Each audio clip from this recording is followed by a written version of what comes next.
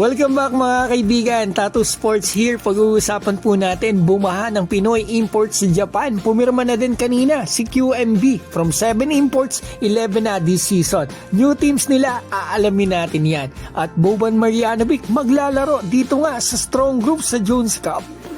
Simulan po natin sa Japan B-League. Medyo malapit na din pong magsimula ang panibagong season. B-Premier na po sila. Ang opening po ay September 22. Pero may mga preseason games pa sila. Kasama na po ang B-League games in Manila sa September 9 and 10. Team po ni Dwight versus team ni AJ Edu. So ngayon, ang magandang balita po ay lumobo pong muli ngayon ang numero ng mga Pinoy imports sa Japan. Eto para updated po kayo at alam po ninyo yung teams nila na paglalaroan para maabangan nyo this season. Eto si Francis Lopez, same team pa rin po siya nung nakaraan season, FE Nagoya. Si Kiefer Ravena naman po mga kaibigan ay lilipat Yokohama patungo dito sa Ryukyu. Ang bilang ko 11 mga kaibigan na at last season 7 lang. So eto makikita natin. Ito si Ray Parks, lumipat siya from Osaka to Ibaraki Robots. At ito nagbabalik si 3D Ravena. Good to see this mga kaibigan kasi matagal din siyang hindi nakalaro. Dahil dun sa Dubai, hindi siya masyado nabigyan ng playing time. So dito siya maglalaro, B-Premier din to, Toyama Grouses. Ito tingnan natin si Ramos pala to. Same team pa rin siya mga kaibigan. At same team din, etong si AJ Edu. So eto Jamie Malonzo, 5 games lang ata siya last season sa Kyoto Hanaris. So ngayon ay Division 2 ang alam ko mga kaibigan. Tokyo Z yung kanyang team na paglalaroan. Sino pa ba? Meron pa tayo dito mga kaibigan. Matthew Wright nagbalik din sa Saitama Broncos. So ito'y Division 1 din po. At kahapon ata nung isang araw pumirma itong si Mike Phillips sa Kyoto Hanaris. 2 season yun mga kaibigan kanyang kontrata.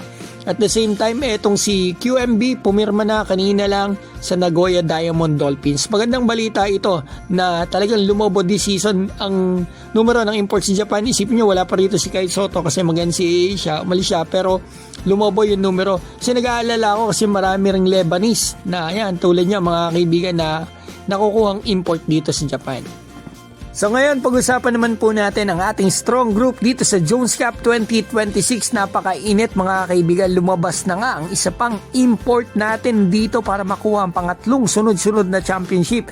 Mga kaibigan, Boban Marjanovic, kilala po naman ninyo ito at ito'y ex-NBA player. Yan, official na mga kaibigan, maglalaro. At base sa post ng number 1, ng first ever fan page ng strong group, sa post nila, ito mga picture pero unofficial pa to, picture pa lang yung pinapost nila. Si Ange Kwame kanina lang pinost nila. So yan pa ang mga ibang kasama mga kaibigan. Nandito si Ange Kwame, Renz Abando. Yan makikita natin Javi Gomez Deliano, Ravena, Kevin Kembao at Allen Liwag na. So 7 na mga kaibigan. Ang masasabi ko rito baka pinayagan sila ng mother teams nila kasi mostly nagsisimula August yung Jones Cup, September yung mga ligang lalaroan nila.